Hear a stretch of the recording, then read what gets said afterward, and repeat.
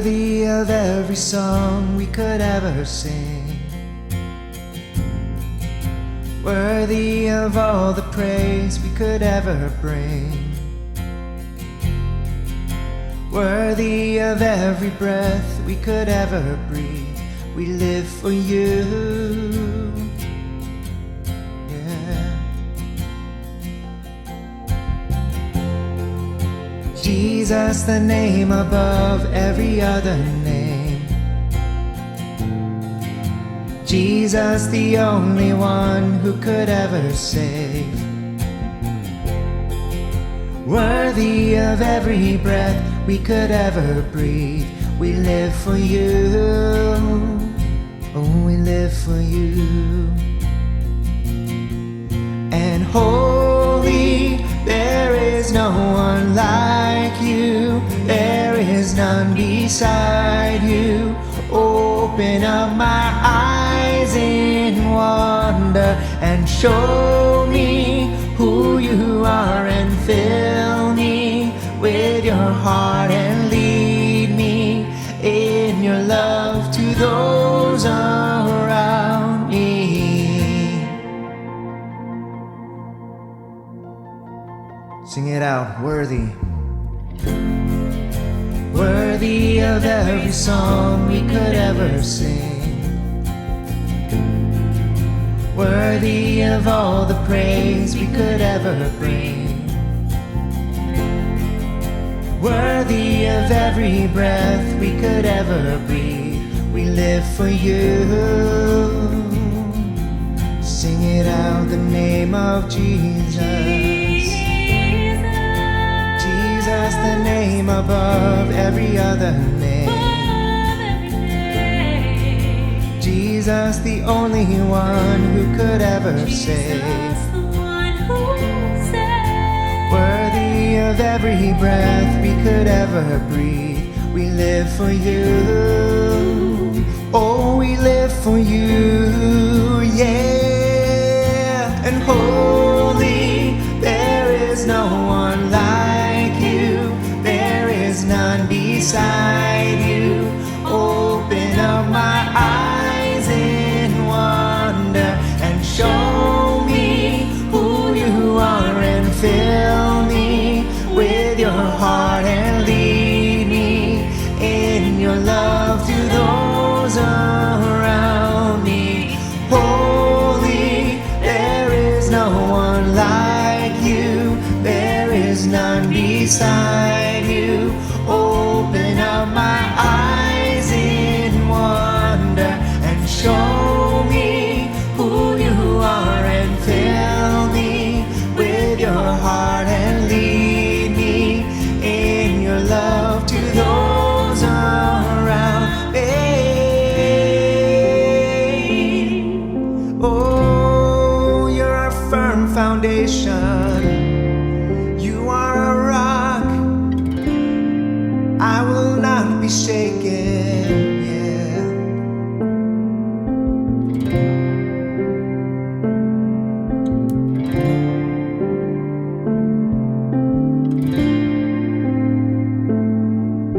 And I will build my life upon your love.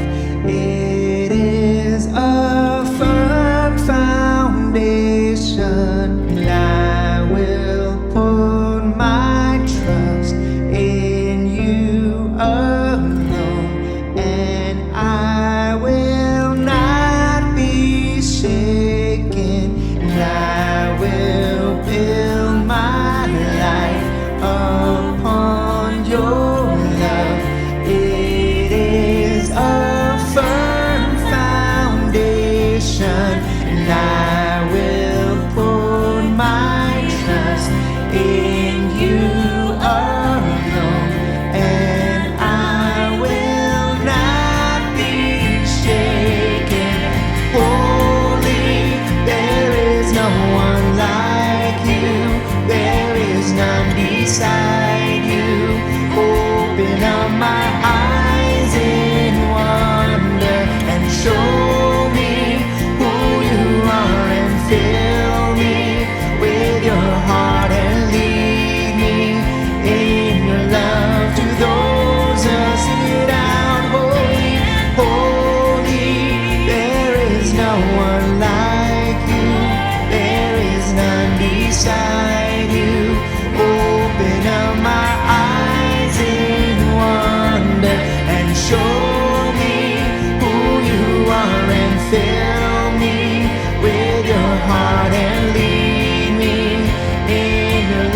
to those I will build, and I will build my life upon your love.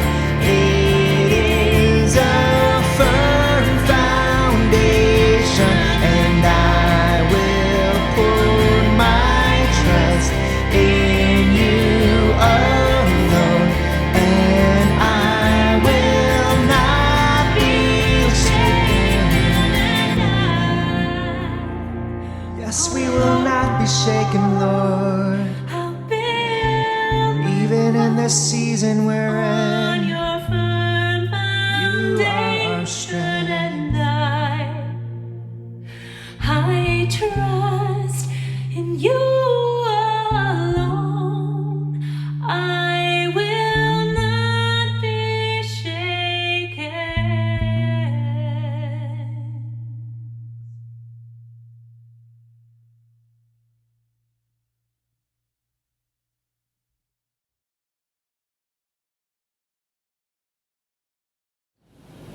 Today's scripture reading is from the book of Daniel, chapter 3, verses 1 through 7.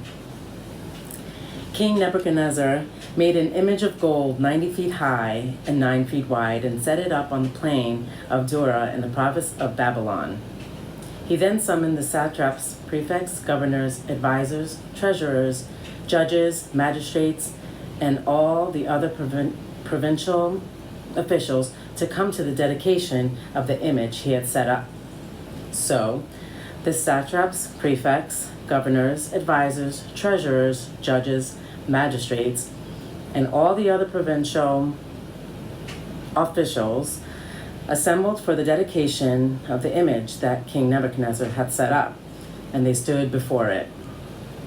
Then the herald loudly proclaimed, "This is what you are commanded to do, O peoples, nations of men of every language. As soon as you hear the sound of the horn, flute, zither, lyre, harp, pipes, and all kinds of music, you must fall down and worship the image of gold that King Nebuchadnezzar has set up. Whoever does not fall down and worship will immediately be thrown into a blazing furnace."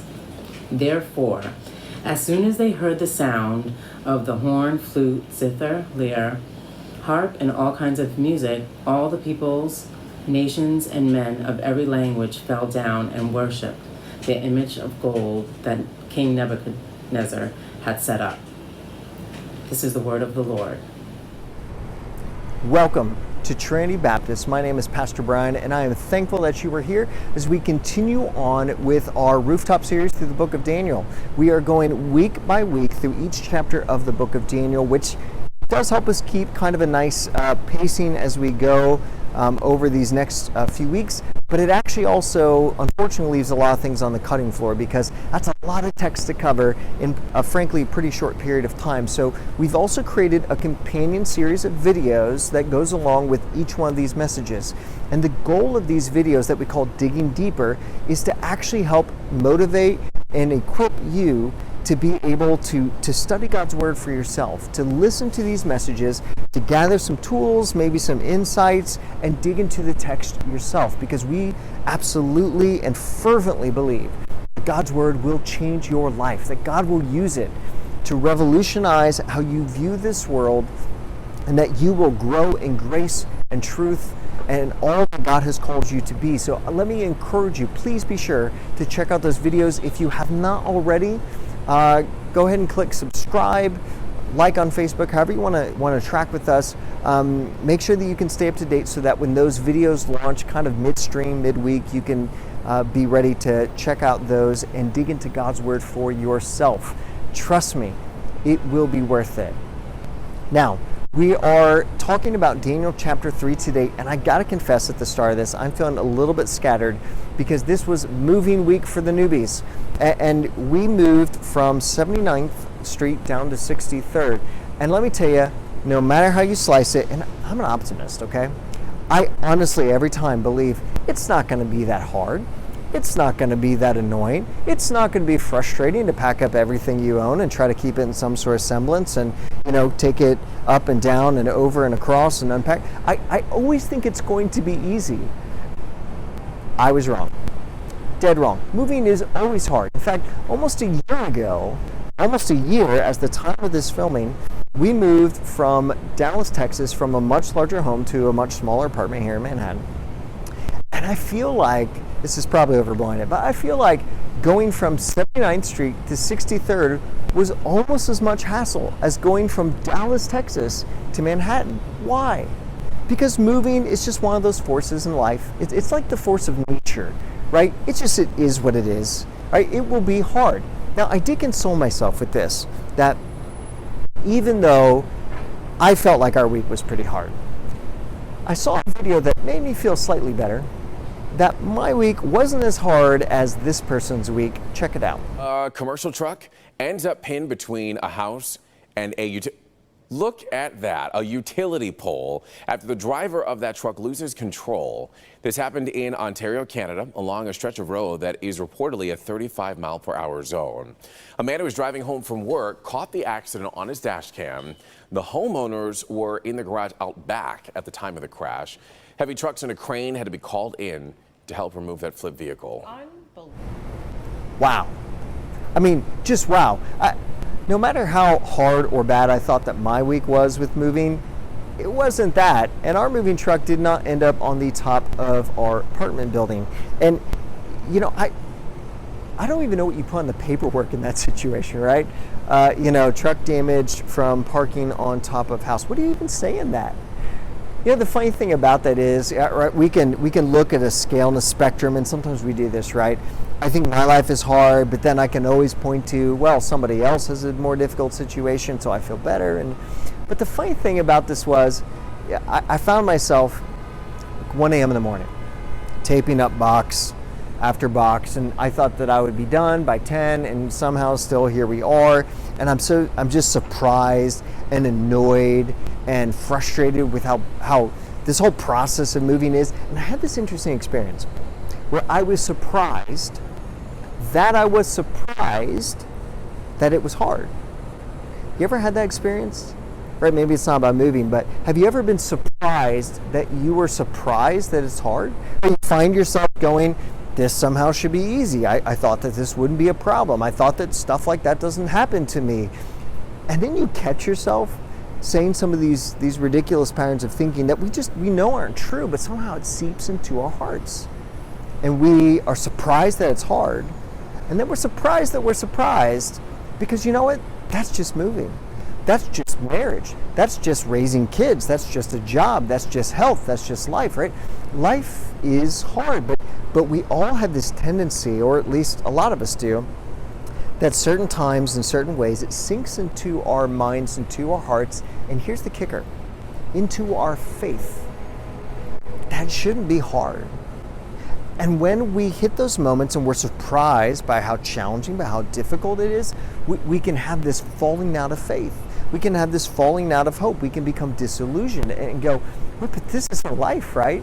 I mean, didn't Jesus say, in this world you will have what? Wild success upon wild success. Is actually not what he said, right? In this world you will have trouble.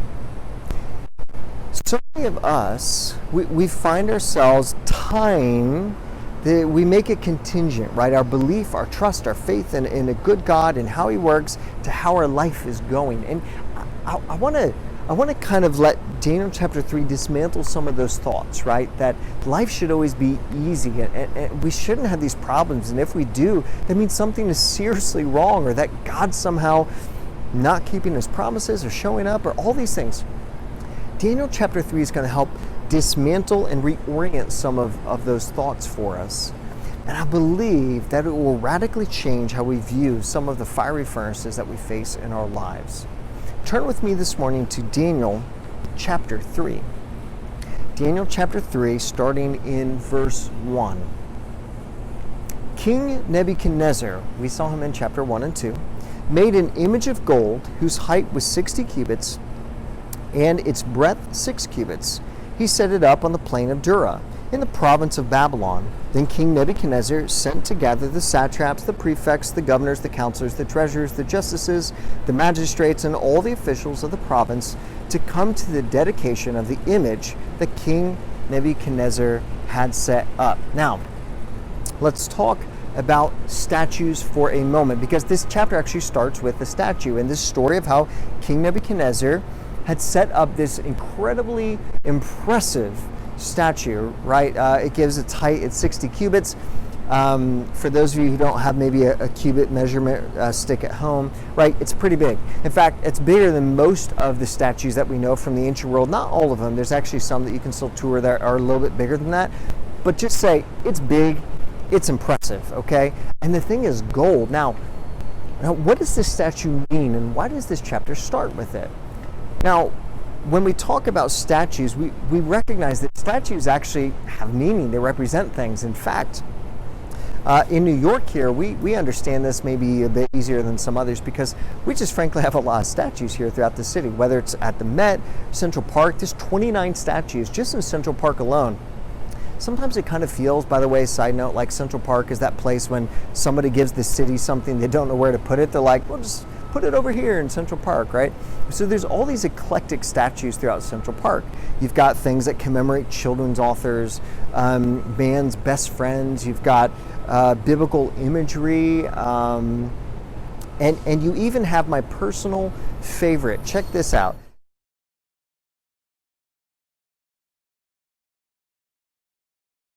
This is a photo of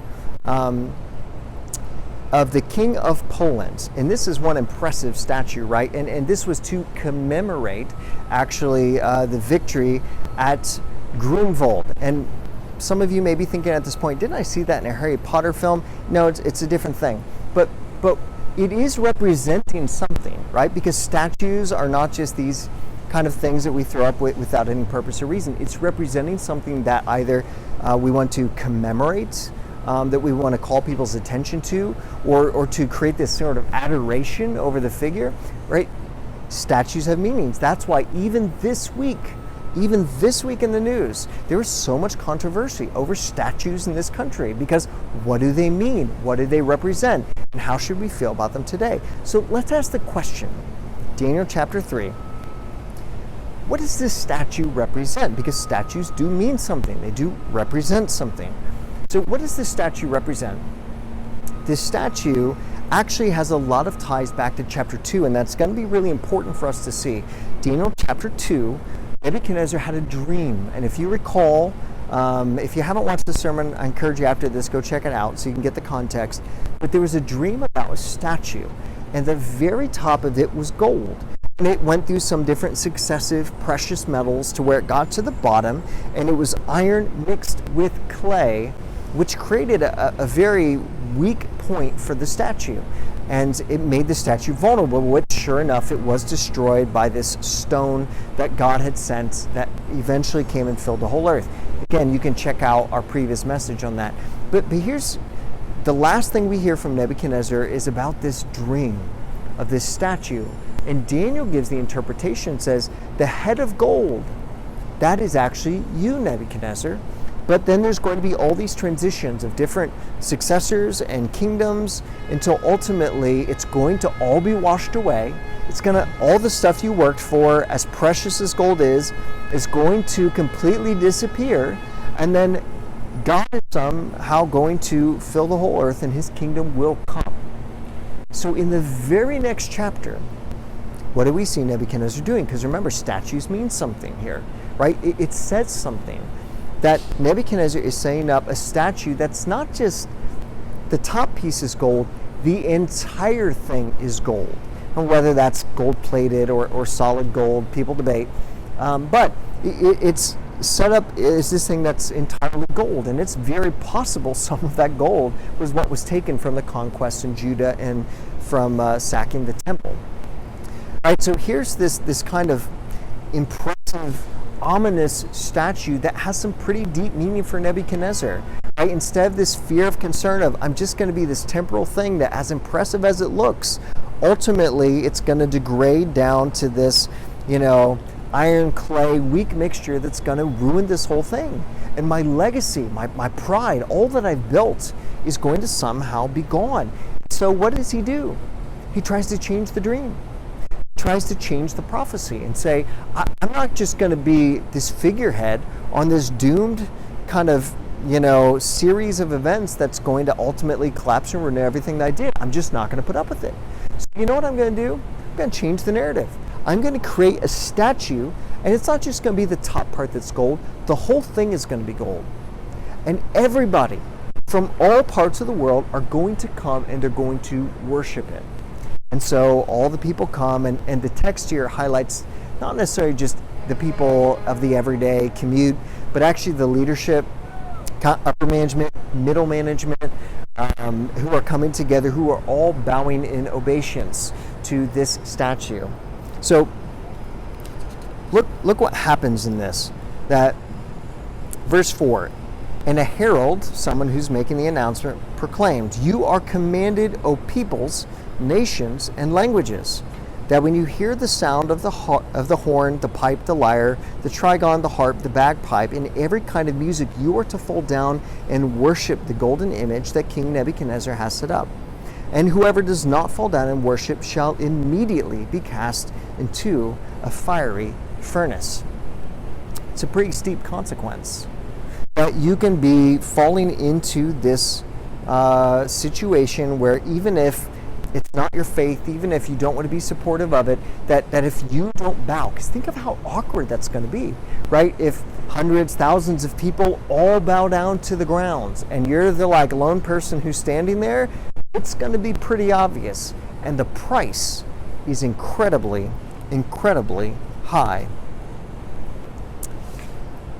So as the story continues, I'll summarize it just for time. You've got Daniel's absent from the story. He might have been traveling on business. He was kind of in charge of a big portion of the empire.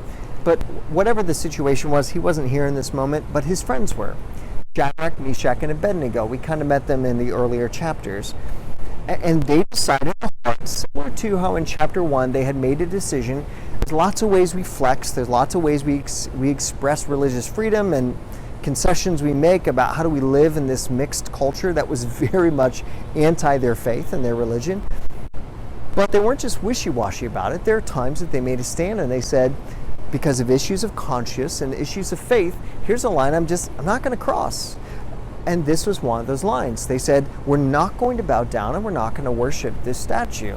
And so they don't do this. And Nebuchadnezzar didn't quite see it, but all the other officials did. And they kind of get into a tattletale situation where they go to Nebuchadnezzar and they say, hey, remember those Jewish boys that you really liked and you thought the world of them? Well, guess what? They're pretty much doing both blasphemy and treason. The distinction and the tie is kind of important there. And so Nebuchadnezzar is furious. Look at verse 13. Then Nebuchadnezzar, in a furious rage, commanded that Shadrach, Meshach, and Abednego be brought. So they brought these men before the king. Nebuchadnezzar answered and said to them, "Is it true, O Shadrach, Meshach, and Abednego, that you do not, 1, serve my gods, or 2, worship the golden image that I have set up?" Now this is interesting. Nebuchadnezzar's tying two things here. Right? There is something that has to do with the gods, and we don't really know what the statue represents, whether it was part of their cult belief there in Babylon, whether it was Nebuchadnezzar himself. The text actually doesn't say. But it's pretty clear that Nebuchadnezzar is tying two things. That you are not worshiping my gods, or the gods of Babylon, that's one. And that you are not bowing to this golden image. That seems to be kind of a different thing. And Nebuchadnezzar is actually doing what, frankly, a lot of empires, nations, countries, people groups have done throughout time, right? Tying very closely their regimes, their social structures with religion. And they're equating the two, right? They're saying, if you are a good worshiper of the gods of Babylon, then you are also a good citizen of Babylon and all of her ambitions.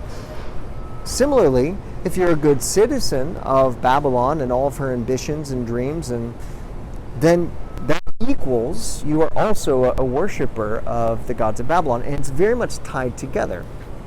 All right, let me just say, this is a bit controversial, but let me just say that That's something that's not uncommon, that we have seen throughout history, that nations want to co-opt God and will proclaim and worship and call people to follow God as long as it seems to undergird their system and say, well, if you're a good fill in the blank, then that also means you're a good follower of God, right? And that's dangerous, because a lot of times it's not actually out of a worship of God.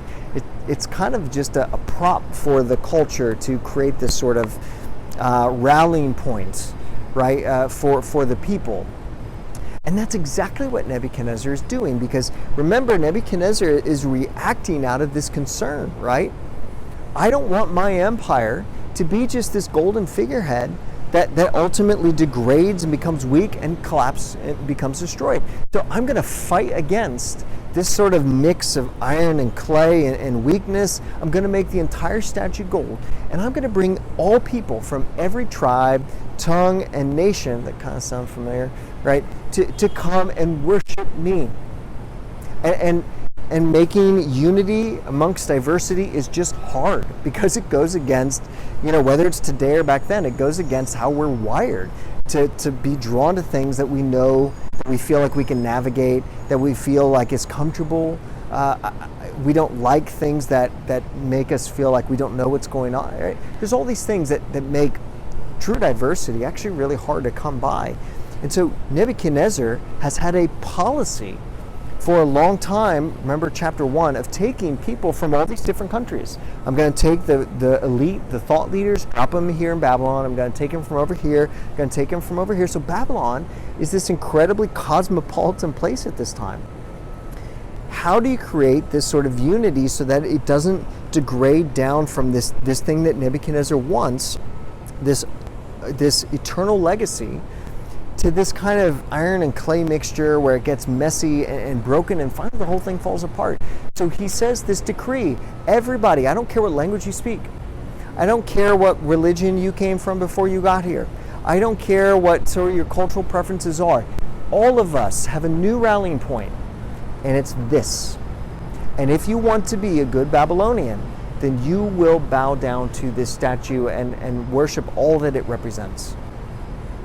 That's a dangerous place to be, and it was a dangerous place to be for our three friends. And he kind of gives a bit of a good cop, bad cop here in verse 15. He says this: now, if you're ready, when you hear the sound of the horn, the pipe, the lyre, the trigon, the harp, the bagpipe, and every kind of music, to fall down and worship the image that I have made, well and good. I will just forget this whole situation happened, chalk it up to, hey, you got a little bit of cultural baggage here. We've been trying to erase your cultural identity. We want you to be good Babylonians. I will look over, but... And the room gets quiet, and it gets intense. But if you do not worship, you shall immediately be cast into a burning fiery furnace. And who is the God who will deliver you out of my hands? And who is the God? Who do you think could deliver you out of my hands? And this has to be what Nebuchadnezzar's thinking, right? Because if all the people of Judah, when he was initially, and it was a multi-year campaign, but when he finally overcame the defenses and captured Judah, the Jewish people, I mean, he pulled them off into slavery. Countless people were slain. Other atrocities of war were happening. Even the very vessels from the temple, from God's temple. Right? This was the temple that David and Solomon built. It is razed, it is sacked, all of these gold and precious items ripped off of the walls and taken to Babylon. And Nebuchadnezzar's going, look, if God didn't show up then, if God didn't show up at the cries of all of those people, at all of that destruction, at all that looting of his sacred space, right? If God couldn't show up and stop that, you think you three people here in the heart of Babylon are going to be able to stand up against me? Who is the God that can deliver you from me? Now, he's displaying this fallacy, right, that we talked about at the beginning of this. Right, that this tying of military and religion, or state and religion together, But this was the thinking: if I beat you, if my army overcomes your army, that means de facto my God is stronger than your God. But Daniel chapter 1 actually casts it in a different light. If you remember, it says this: but God gave. But God gave the city. But God gave the people. But God gave the temple into the hands of Nebuchadnezzar. And so blew everybody's minds then, because that's not how they thought, right? If you follow God, then God will always show up, right? And every battle you face, you'll win, because God doesn't lose battles, right? God doesn't allow these things to happen. Hardships like this don't happen in life, and if it does, it must say something pretty scary about your faith or about the God that you serve. And so he's operating on this wavelength. Who is the God? Who is capable of saving you? Because guess what? No one else, no other God from any other nation in the world has seemed to slow this train down. Look at what they say here. Shadrach, Meshach, and Abednego answered and said to the king, O Nebuchadnezzar, we have no need to answer you in this matter. If this be so, our God whom we serve is able to deliver us from the burning fiery furnace, and he will deliver us out of your hand, O king. But if not, be it known to you, O king, that we will never serve your gods or worship the golden image that you have set up. This is such an amazing response. You know why this is amazing? Because Nebuchadnezzar, frankly, most of the world, and even a lot of us sometimes, have this sort of view of God, this view of life that is contingent, right? If things are going well, then God must be good and active and operating in my life. And if things are going bad, then either I screwed it up or God screwed it up or there's a problem, right? Because it has to be this sort of contingency about it. You know what Shadrach, Meshach, and Abednego said? God absolutely can save us. To your question, we don't really have to debate it, because guess what?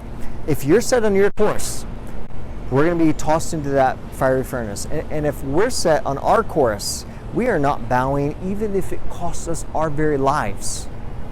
Then there's not really much more that we can say, but there's a lot more that we'll see. Because the proof's going to be in the outcome. And God absolutely can rescue us, to answer your question. I believe that God will rescue us, and this is fascinating in verse 18. But even if he doesn't, we will not bow down and worship. We will not give up our faith in order to save our lives. See, Shadrach, Meshach, and Abednego expressed this amazing, amazing faith that is not contingent. And church, we need a faith that is not contingent.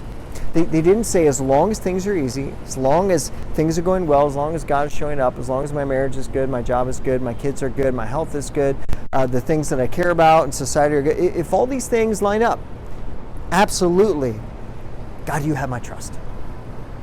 Shadrach, Meshach, and Abednego say, I believe God can. God absolutely can. I even think that he will. But here's the thing. Even if he doesn't, my faith isn't contingent on my own personal safety or the things that I care about. My faith is so deeply rooted that I will trust God even as I tip into this fiery furnace. It's amazing. Church, we need a faith that is not contingent. Nebuchadnezzar is filled with rage. So what he does is he takes his people, he says, I'm so upset. I want you to increase the fire. I want to make it as hot as you can. In the midst of this, some of his own people end up getting killed. A lot of times the furnaces back then were kind of in a beehive shape, where you had kind of a hole at the top that prisoners were dumped into.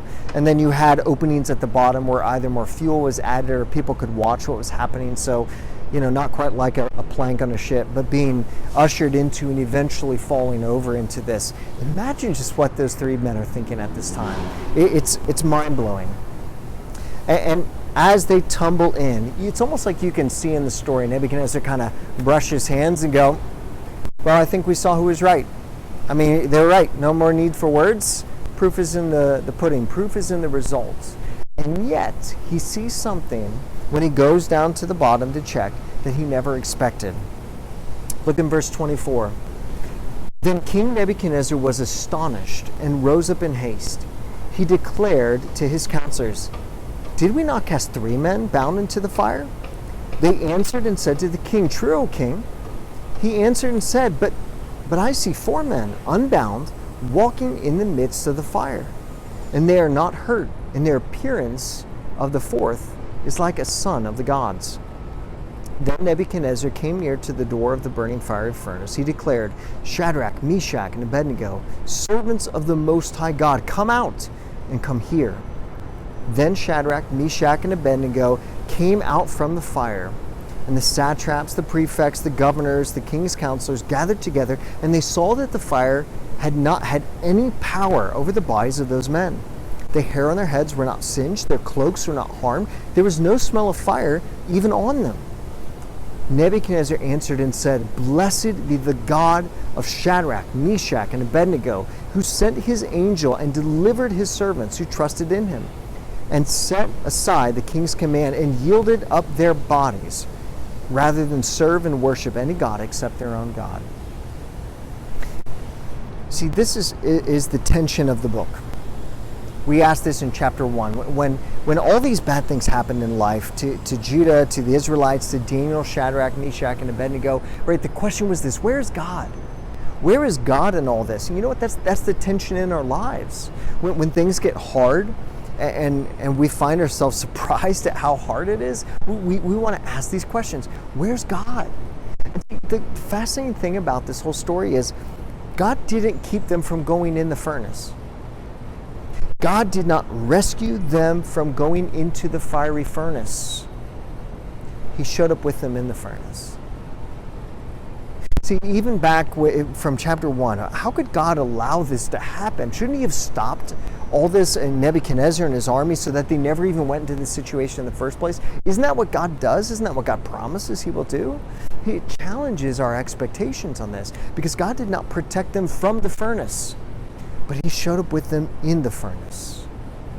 Church, this is so critical for us to understand today, that even if you tumble into the most devastating thing that you never thought God would allow happen, or you never thought would even happen to you, that God is present in those places, and that God doesn't always promise to keep us from the furnace, but I tell you, church, that God doesn't leave us alone, that we are never alone, that God is actually with us, even if it's in the very midst of fire and pain and destruction and loss and persecution, that God shows up with us in the furnace. It so challenged Nebuchadnezzar in his whole way of thinking. The same man who said, "What God could possibly save you from my hands?" And yet God shows up in a miraculous way. And Daniel, Shadrach, and Meshach are never left alone. But God comes with them and saves them. And it becomes a testimony to Nebuchadnezzar, who backtracks and changes his mind and goes, "I am so amazed at you 3 that you were willing to set aside my command when your life was in my palm, to not risk giving up, to not risk a contingent faith, to back down and to stop worshiping God to save your own skin. May the God of Shadrach, Meshach, and Abednego be praised." We're going to conclude today's message, church, with this special presentation, a way to artistically meditate on and embrace this concept of a God who is so good. But it doesn't mean he keeps us from the fiery furnace. It means he shows up with us in those places, in those things in our lives that are so hard, so unexpected, so surprising. And when we meditate on this, that we're never alone, even in these situations, that it can deepen our hearts, that God can grow in us a faith that isn't contingent, but a faith that is based off of God's character, not life's circumstances. May that be true of me, church, and may that be true of you this week, join with us as we meditate on a God who never leaves us alone and shows up in our own fiery furnaces today.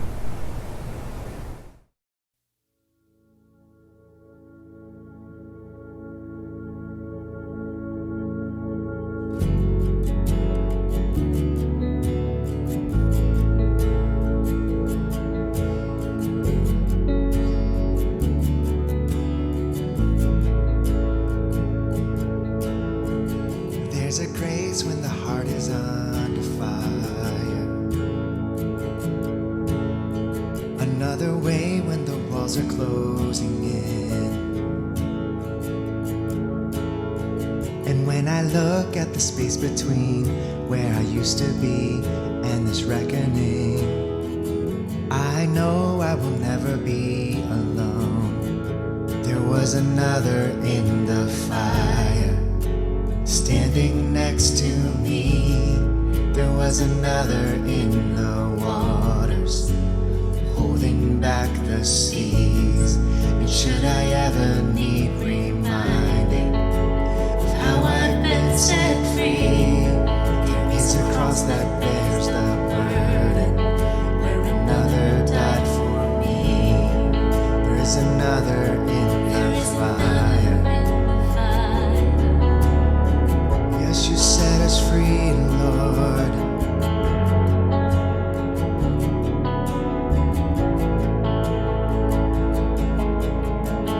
All my debt left for dead beneath the waters. I'm no longer a slave to my sin anymore. And should I fall in the space between what remains of me and this reckoning, either way I will bow to these things of this world. And I know I will never be alone. There was another in the fire, standing next to me. There was another in the waters, holding back the seas. And should I ever need reminding of how I've been set free, there is a cross that bears the burden, where another died for me.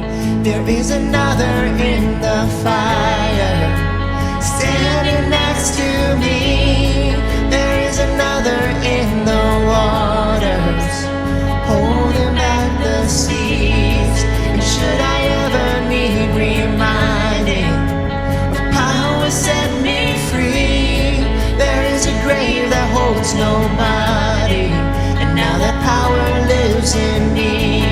See the light, and I can see the light in the darkness. As the darkness bows to him, I can hear the roar in the heavens. As the space between is thin, I can feel the ground shake beneath us as the prison walls cave in. And nothing stands between us, and nothing stands between us.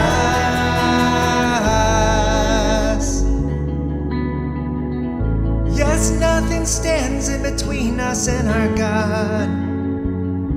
Come on, let's just take a moment to thank him. Let's just thank him for his love.